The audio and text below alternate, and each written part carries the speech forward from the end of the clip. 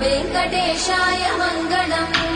श्रीवेङ्कटाद्रिशृङ्गाग्रमङ्गलाभरणाग्रये मङ्गलानां निवासाय श्रीनिवासाय मङ्गलम्।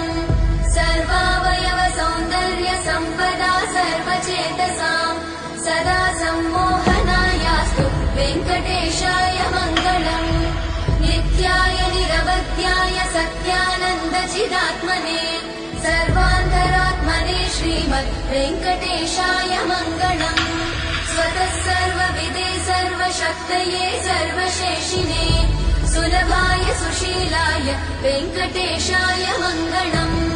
परस्मै ब्रह्मणे पूर्णकामाय परमात्मने प्रयुञ्जे परतत्त्वाय वेङ्कटेशाय मङ्गलम्। आकालतत्त्वमशान्तमात्मनामनुपश्यताम्।